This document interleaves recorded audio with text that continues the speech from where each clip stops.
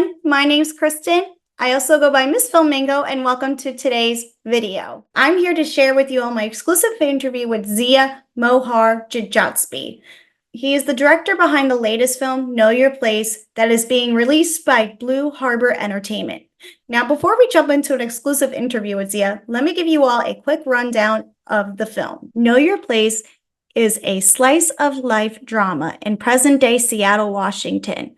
Robel Haile, played by Joseph Smith, is an Eritrean American boy who embarks on an errand to deliver a huge and heavy suitcase across town destined for a sick family member in his parents' homeland.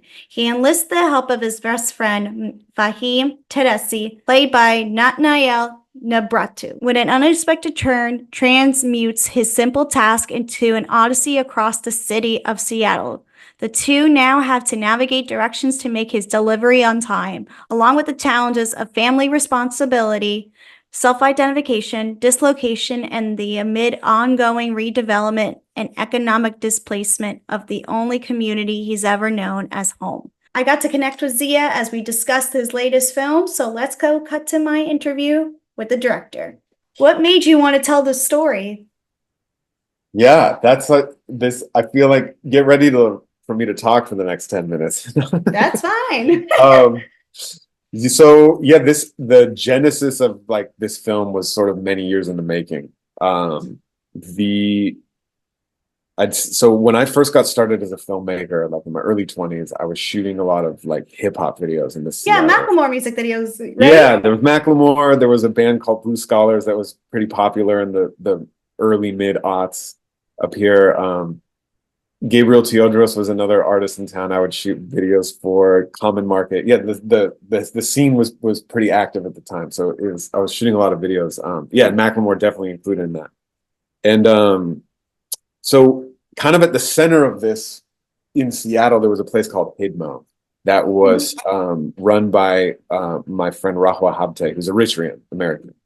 And Hidmo was like a restaurant, Eritrean restaurant and bar, but it was also, there was like a community gathering space. And so a lot of folks from all parts of the city would sort of converge at Hidmo, right? And so that's where I met a lot of other filmmakers and writers and artists and journalists and activists and just all types of different people that I got connected with while I was sort of making videos in the hip hop scene.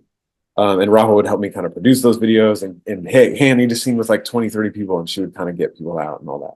Yeah. So that was kind of the beginnings of my connection to like the Eritrean community here in Seattle. And so a couple of my close friends that were on my film crew, one guy in particular, his name's Futsum Sagai. We shot a bunch of these music videos together, and then this all kind of led to making a short film in a neighborhood called Yesler Terrace, which was just down the street from where Hidmo was. And a lot of my Eritrean friends grew up in Yesler Terrace, like in the in the 80s and 90s and stuff. So the idea was that that was kind of the beginning of the wave of Seattle's like major redevelopment, and a lot of like just community hubs being displaced and gentrification sort of en masse showing up like in the city. So Yesler Terrace, where we made this short film, which was kind of inspired by Futsum and a handful of his other friends, just some childhood memories that we put into a script, right? And the idea was like, okay, Yesler Terrace is going to be totally redeveloped. This was the first racially integrated public housing project built in the United States post World War II. Oh wow! And it's going to be what it is now is unrecognizable. It's like there's like high-rise condos and it's market rate apartments and like all types of stuff. So this was like 2013, and the idea was, okay, let's make this film and let's cast it all from the neighborhood. And so that's what we did essentially. And so that's how I got connected with Joseph Smith and Natnael Mebrahtu, who are the two leads in Know Your Place. So this was all kind of just like the building blocks, right? And sort of like the sort of natural progression of like the relationships and things that sort of informed kind of where I was as like a filmmaker and just a person in the community in Seattle. And I would say too, just like, so my father's from Iran, so I'm Iranian American. And I always just felt, with a lot of my Habesha friends, like kind of like a sort of cultural kinship in some way, right? There's kind of this familiarity in terms of like family dynamics and hospitality and going to each other's houses and this and that. Like there's, and just the dynamics of like when you speak another language to whatever degree you're able to, Right. right? Is like your parents, like people speak to you in Farsi, you respond in English, like that whole first Yeah. generation dynamic. So anyway, the long and the short of it is when I moved to LA, I'm back in Seattle now, but when I was first in LA, I was kind of missing Seattle and It's your home, yeah, right? exactly. And the cast from our film and my creative community and all this. So that I got the idea for Know Your Place and I wrote the script fairly quickly into the end of 2017 into 2018. And I had Joseph and Nati in mind for the leads and a couple of the other people that showed up in the short film that we'd made in Yesler. And it was just sort of, as soon as the script was done, it was kind of off to the races from there. So I came back to Seattle in mid 2018 and we started sort of rehearsing and then sort of casting the other parts through the community.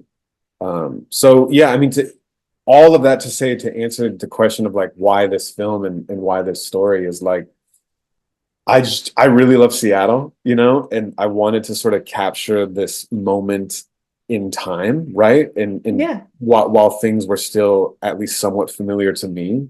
And also, they're just like with all of the relationships and friendships I had in community and particularly with like a lot of my Habesha friends and having made that short film, it just felt like, man, it's not that far of a jump to like just do a feature now, right? We all kind of have some experience like under our belt.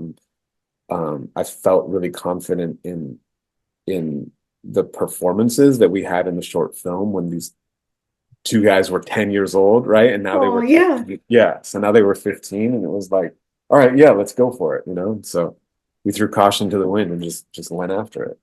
I love the fact you had like a big community effort and building that community effort. This is your first time directing like a feature film. What was Yes. the biggest challenge you faced as a first time feature film director? I think one of the things, it's sort of hilarious, but it was like, hey, my mom got called in for work and can't come anymore. It was like stuff like that. And where you're like, no, wait, please. Like there's like a crew of like 25 people, 30 Yeah. people here. Like so it was like it's genuinely kind of like sweet and funny to me now. It was very stressful at the time because Yeah. you're like, oh no, we can't just stand around. Like, You plan out the whole so, schedule for the yeah, day and then it's yeah, like kaputs. yeah. So there was like a lot of last minute conversations like that. And like, everybody like obviously showed up, in the end.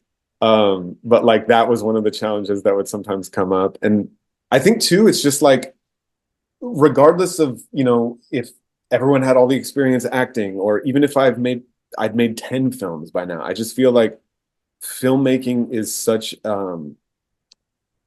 it's such a collaborative and challenging art form, right? It's like there's so many layers to it working, Yeah. like just from the performance and the story and all the technical aspects of the craft and in terms of, camera lighting, lens, all these things. And I feel like there's also this interesting kind of like vulnerability I often feel as a filmmaker, right? Where it's like, you have the idea in your head and you're able to put that on the page and sort of work with that. But then it's sort of like filmmaking is like running a gauntlet of like proving the idea over and over and over again, right? When Hmm. when you try to secure financing for the film, when you try to cast the film, is anyone going to be interested in auditioning for it? Once they are cast, like, do they fully buy the role that they're in? Like, um, just in terms of building trust with really everybody involved in the process, every single person on the crew, like all of it. So, yeah, like massive learning curve, of course, and it's really great experience, and I'm so grateful to have made a feature film, but yeah, like there's just so much. It always filmmaking's weird. It just always it's like you're ultimately playing pretend, but it always feels like Yeah. there's so much at stake, right? It feels like your Yeah. whole life is on the line for some reason, like every time you go on set. And so anyway, Yeah, I I don't feel know if like that answered the most. question or not, No, but we did. okay. No, you did. You did. You did. You did. You even answered up my follow up question, which was, what did you learn? But is there anything you learned personally as like an artist? Man, what I learned as an artist, I think after making this film was the first time that I kind of allowed myself to consider myself an artist, if that makes sense. Oh, yeah. Um, and I think like, man, there's so many challenges in making a film the way we did, with the minimal resources we had at our disposal, and also kind of working in community in this way. I think the it really takes spending a lot of time together, right? And just Hmm. and having trust and real friendships, it's real relationships, and like you can't ever predict like where things will ultimately lead, whether or not you have the intention of making a film in mind or something. Right. So I think there's an art to community, if that makes Hmm. sense. And like I feel like I had a very visceral um relationship to that was formative for me as an artist and moving forward. Um, I feel like the maybe the challenge or the next sort of thing to learn is when potentially scaling up a project, right? And Right. maybe you have some name actors and this and that. How do you kind of preserve the original intention or that sort of sense of a shared thing, right? And Yeah. because I think I'm trying to answer your question because it's like here's the thing I'll say. This is maybe the simplest way I can explain it is for all the things you kind of experience as a filmmaker, which is like you have all these big hopes and dreams, and then you kind of have to like make it fit into the logistics, right? Of like Hmm. all the things that crash and burn during a production. One of the things I'll say is that even having seen the film so many times, and once you've made a film, you're sort of like you kind of watch the audience and not the film anymore. Whenever Yeah. it's like you've seen the film so many times. It's like it's hard to be excited about it. But I will say that there's like there's an emotional kind of energy or like spirit in the film that I feel like is what I first felt kind of writing it, and Yeah. that's sort of still there. So as whatever happened along the way as an artist, like that was maybe the thing that I learned is like that thing that moves you first is possible to sort of communicate. And you can't control all the variables that Right. get you there, but I don't know.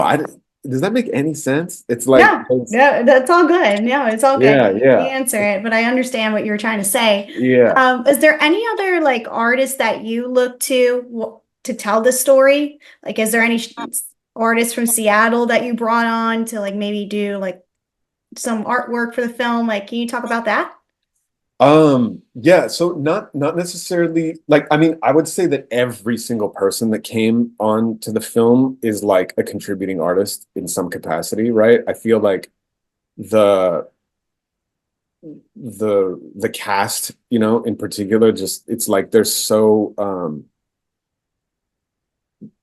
like I'm even surprised sometimes at the performances that we got, right? It's because it's folks that have never been in front of a camera or on set, and it's just like it was so like honestly it was like exhilarating to be like, wow, these performances are like really working. Yeah. Um, and then just like from the crew to like Nicholas Wiesnet, my cinematographer, like we've collaborated on several like shorter form projects. Like we definitely, I feel like, executed on our intention just visually with the film. The performances are pretty raw and loose in some ways, but the camera work was meant to be very painterly and compositional, sort of as like kind of a juxtaposition or a complement to that, as opposed to Right. like chasing the performances around and having the camera be as loose the dialogue in a way, you know what I mean? Like, Mhm. so that was definitely one thing. I'd say the artists that I feel like inspire me a lot, like I really love Iranian New Wave cinema. Oh, So yeah. Jafar Panahi, Abbas Kiarostami, Mohsen Makhmalbaf, like I'd say it's a pretty one-sided conversation, but those are artists that I've looked to, Yeah. for that sort of creative guidance, I guess. And and yeah, I think there's a movie in particular called Where's the Friend's House? I think it's from Okay. 1987. It's Kiarostami. But structurally, that was like very much an inspiration for Know Your Place, for sure. Well, I only have time for one last question. So my last question for you is, how did you connect with Blue Harbor Entertainment? Man, so that was kind of through the grapevine of folks that kind of saw the trailer. Like I had shown a cut of the film to a friend in Los Angeles. They sent the trailer to somebody else who is living in South Africa, and he has a distribution company that handles a lot of South African releases. Um, and he is the one who sort of put me in touch with Blue Harbor based on a conversation they had at the Berlin Film Festival or something, the Berlin Art. And so I'm like, um, it was a totally random kind of grapevine sort of thing, right? And like Yeah. that's kind of how a lot of these conversations sort of came my way while we traveled with the film to various film festivals and things like that. So yeah, just really happy to be working with them. It's been awesome. They were more than willing to take the film out theatrically as well, which is kind of what we're doing right now before our digital release, like by the end of Yeah. the year. Um, because yeah, I mean the theatrical experience is like you're able to sort of connect directly back with the community, right? And Yeah. so it kind of completes the life cycle of the film in this way. And they were one of the few sort of potential partners for the film that was like, yeah, let's do it. So that's why we went with them. Well, I'm happy you were able to connect and work with Blue Harbor. I cannot wait to see what you do next, and congratulations on your latest film. Thank you very much. Thanks for the Oh, conversation. so I just want to thank Zia for taking the time out of his busy schedule to speak with me, and I hope you all get to check out his latest film, Know Your Place. Just a heads up, the film is currently playing in LA and will roll out regionally throughout the summer and will open in New York starting this fall. And then the film will have a digital release to follow. For now, I'm just going to wrap it up and just say thanks for watching. Please comment and like the video, subscribe to the YouTube channel, and be sure to check out Know Your Place. We'll see you all next time. Bye.